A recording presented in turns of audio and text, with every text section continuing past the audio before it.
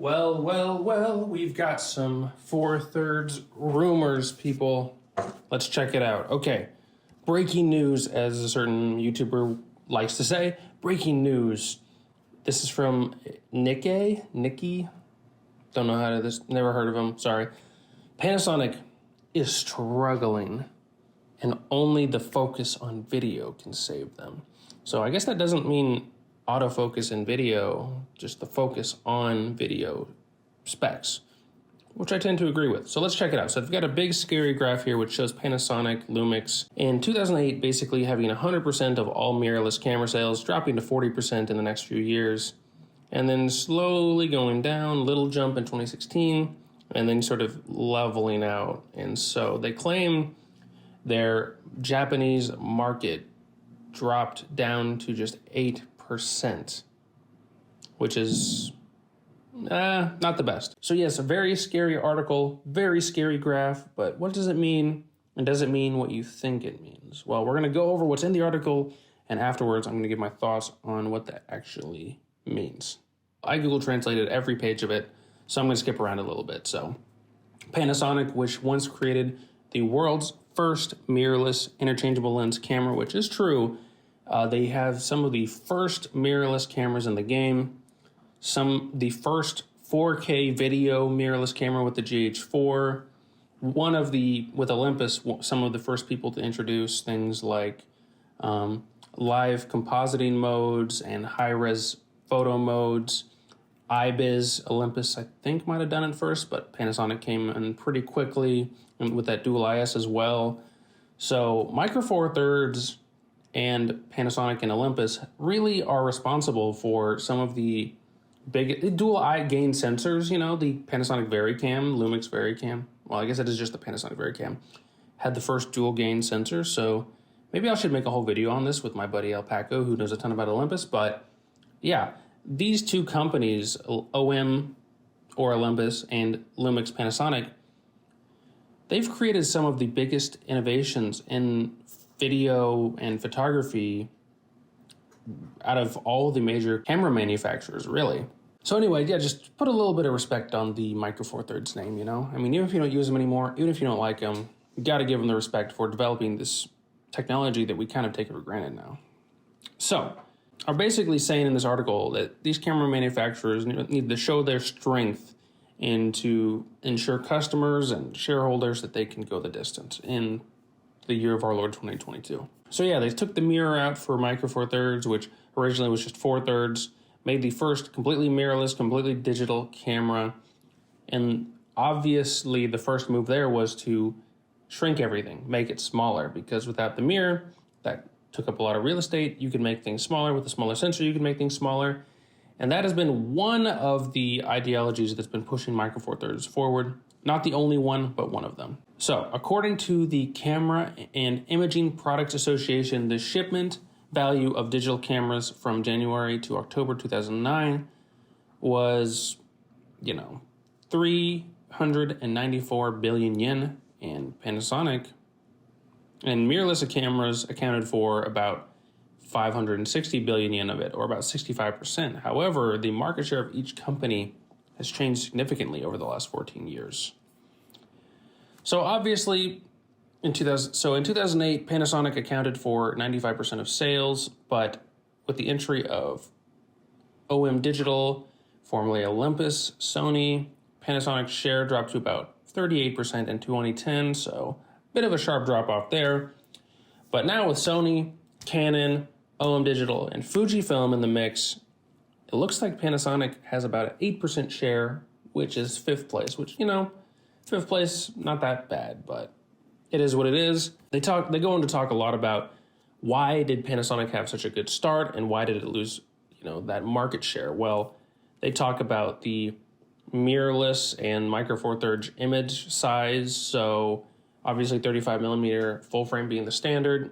Micro Four Thirds is 1/3 and 3/8 of the area, or, a fourth of the size, maybe? I don't know math very well, but the thing here is they're basically talking that it's harder to add more pixels to that sensor without it getting noisy. Not sure that holds up, but Yeah, like most of the Micro Four Thirds cameras have like 16 to 20 megapixels. So yeah, there's full frame cameras that can do 30, 40 or more. And so that is a bit of a limiting factor for some serious photographers out there, I'm sure. They also talk about the introduction of smartphones and things along those lines. Yeah, that's also true. Micro Four Thirds being a small pocketable system with everybody having a smartphone.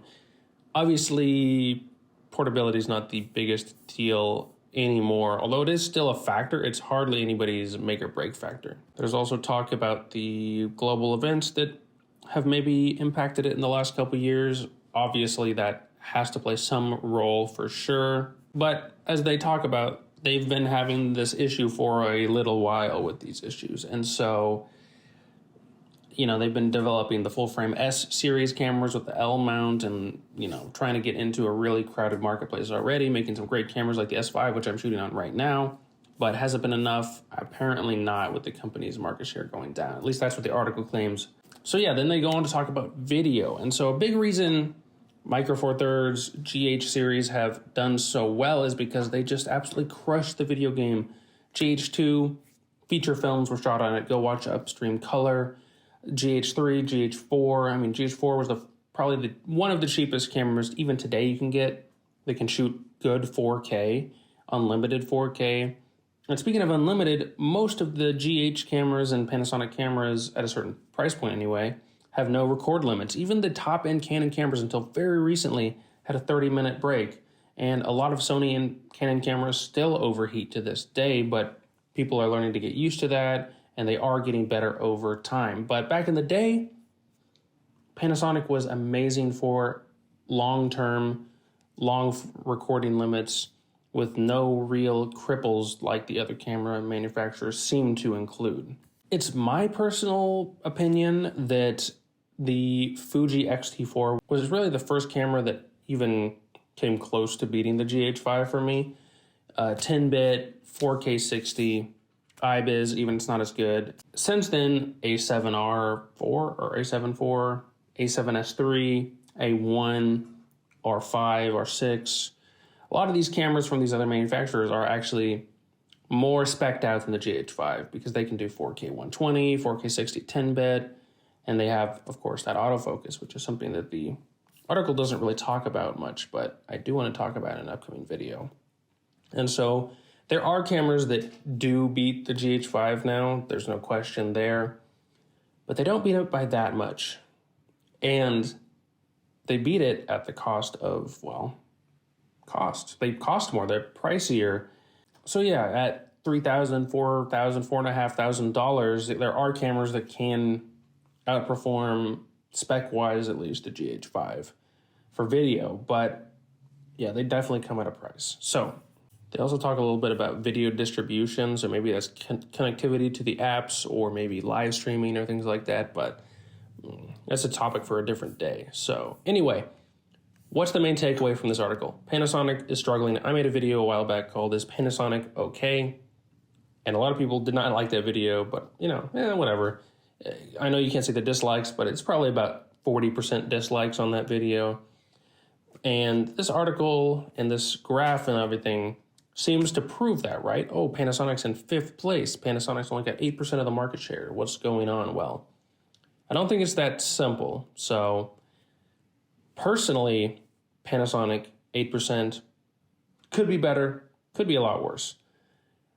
You have to keep in mind some stuff. Yeah, going from like 100% or 84% down to 8% is a huge decline, but there's two main things that I don't think people are considering here. The first thing is that, as the article states, Panasonic was the first practical interchangeable mirrorless camera. So if you're the only one in the market, obviously you're going to have the vast majority of market share.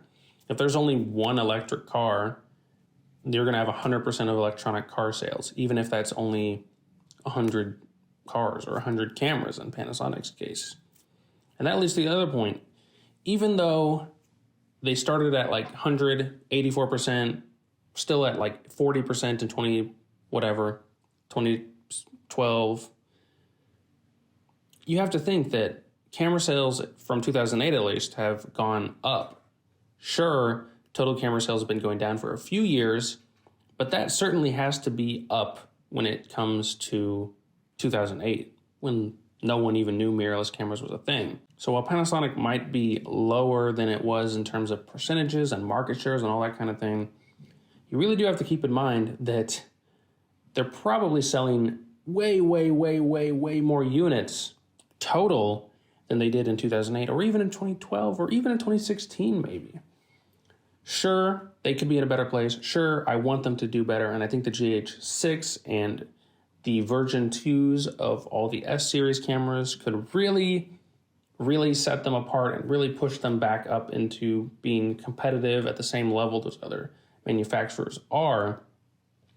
But just because that percentage seems low doesn't mean what this article wants you to think it means. At least that's my interpretation of it. But yeah, I think my biggest thing is what should Panasonic focus on going forward? And I think I'm going to make a video about that coming up next week. So if you want to hear me talk about what Panasonic should do next, what specifically with autofocus, yeah, subscribe. I think that's it for this video. Hopefully this helped you understand this kind of scary looking article. So don't sell all your Panasonic gear. Panasonic is still selling a pretty good amount of units and doing pretty well, but it's just relative to other companies, they're having to share that pie now.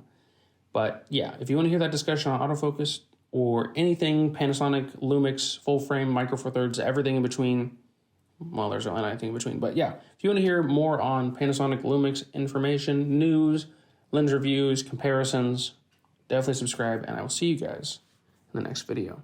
Thanks for stopping by. And cut.